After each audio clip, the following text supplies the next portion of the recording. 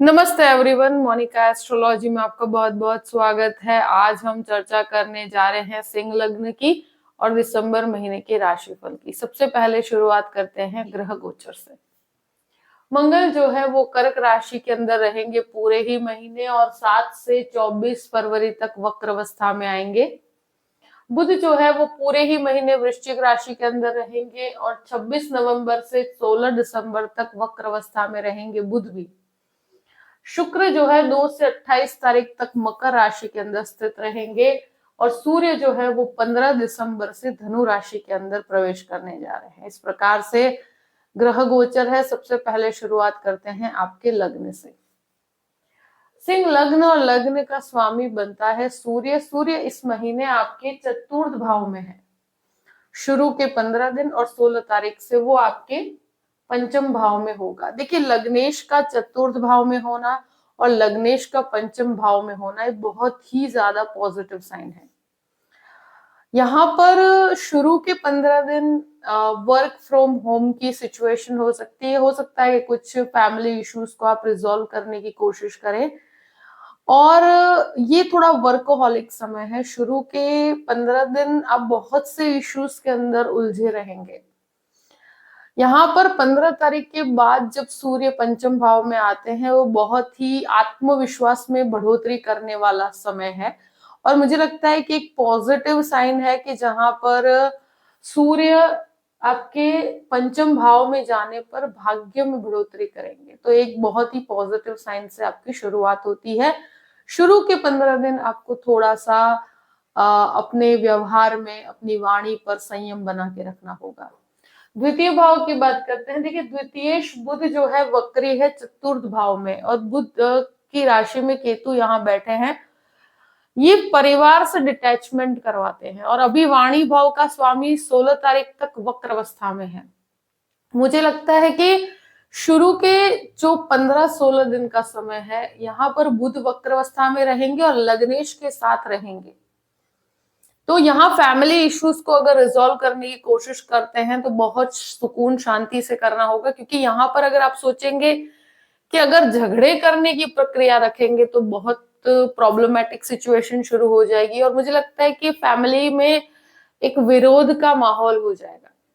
तो हो सके तो अगर कोई प्रॉपर्टी से रिलेटेड मैटर है या कोई भी फैमिली या हेरिडिटी से संबंधित कोई भी समस्या है तो उसे हो सकता है कि यहाँ पर आपको वाणी को बहुत प्रिसाइज रखना होगा, वाणी को संयम में रखना होगा शुरू के 16 दिन, तो ही आपको सॉल्यूशंस प्राप्त होंगे। यहाँ वाणी बहुत ज्यादा ब्लंट हो जाती है, बहुत ज्यादा व्यक्ति आउटस्पोकन होता है, तो यहाँ पर आपको संयम रखना है।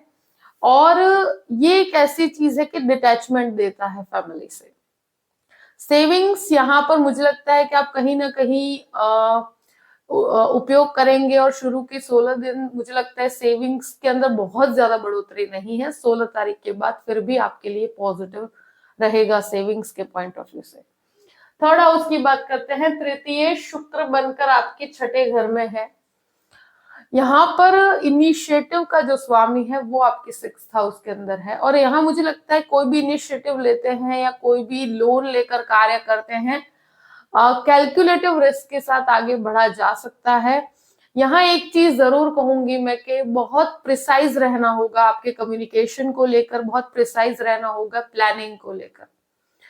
अगर ज्वाइंट बिजनेस करना चाहते हैं ब्रदर सिस्टर के साथ तो वो आपको अवॉइड करना चाहिए।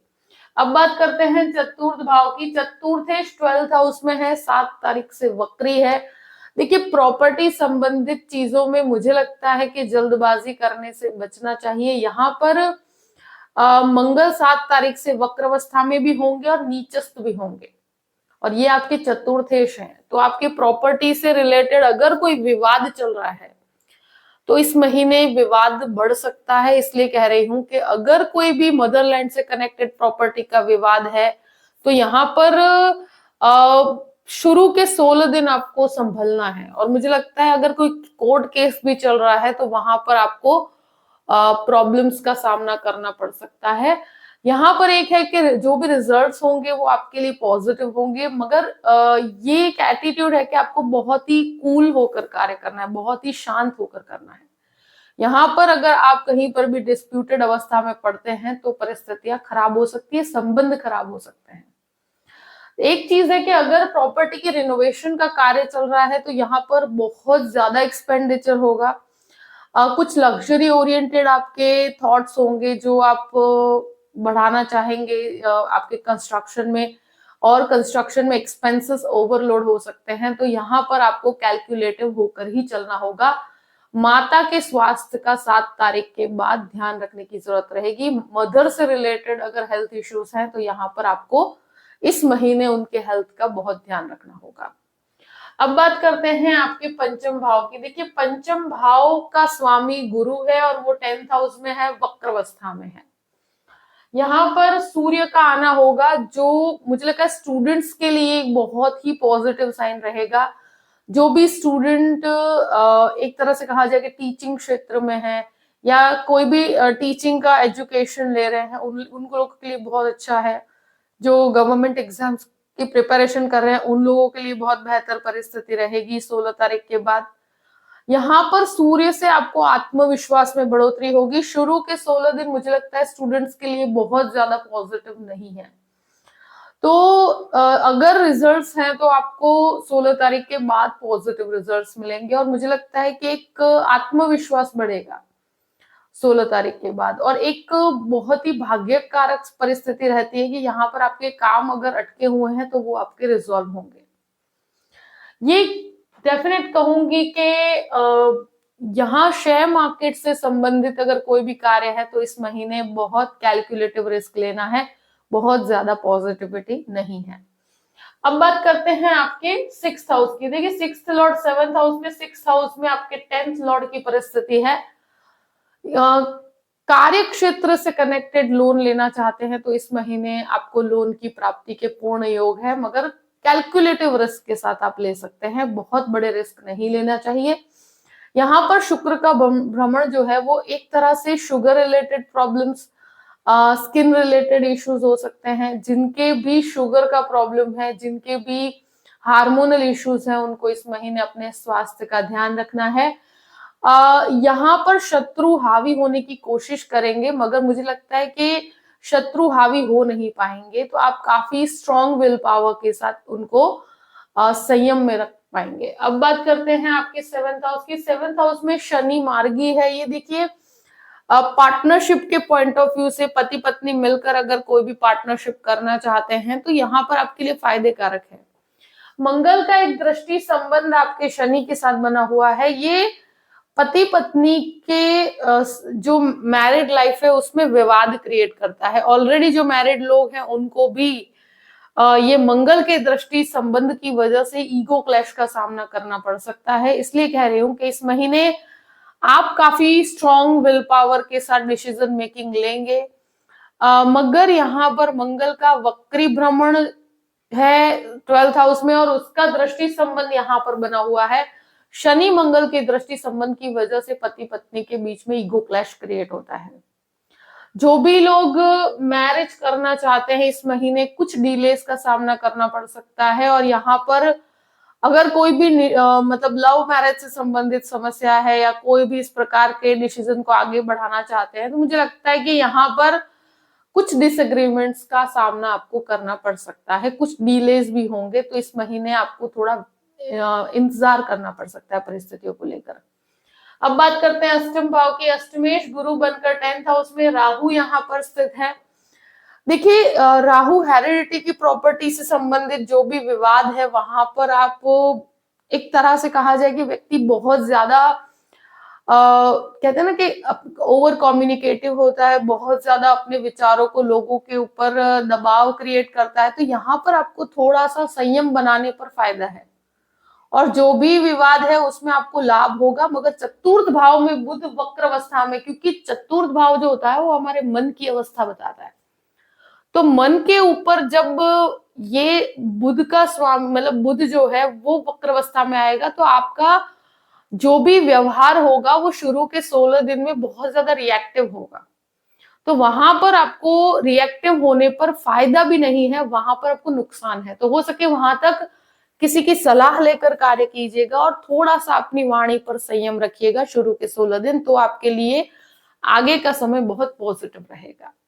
अब बात करते हैं आपके नवम भाव की। देखिए नवमेश 12th हाउस में है और ये मेडिसिन से संबंधित जो भी स्टूडेंट्स हैं जो विदेश जाना चाहते हैं और स्पेशली मेडिकल की पढ़ाई के लिए जाना चाहते हैं, मास्टर्स करना चाहते हैं, उनके लिए ये समय बहुत फायदेकारक है। और मुझे लगता है कि 15 तारीख के बाद की अवस्था और भी बेहतर रहेगी अगर आप मेडिसिन से कनेक्टेड कोई हायर लेवल का एजुकेशन लेना चाहते हैं तो।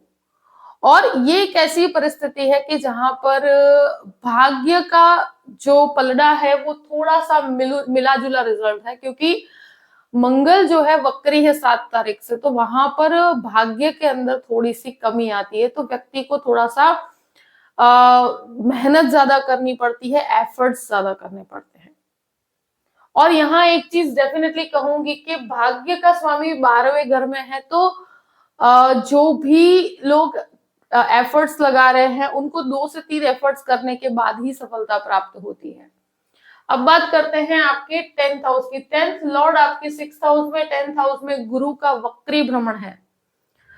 देखिए यहाँ कार्य क्षेत्र में बहुत ज्यादा मेहनत डिनोट करता है। यहाँ पर एक चीज जरूर कहूंगी कि गुरु और सूर्य का जो दृष्टि संबंध कंसल्टिंग रिलेटेड काम को बहुत सफलता दिलवाता है। जो भी टीचर्स हैं जो गवर्नमेंट एग्जाम्स की प्रिपरेशन कर रहे हैं उनके लिए अच्छा है। यहाँ टीचिंग क्षेत्र वालों को सबसे ज्यादा लाभ है। जो भी लॉ से कनेक्टेड कंसल्टिंग करते हैं उनको बहुत अच्छा लाभ होगा।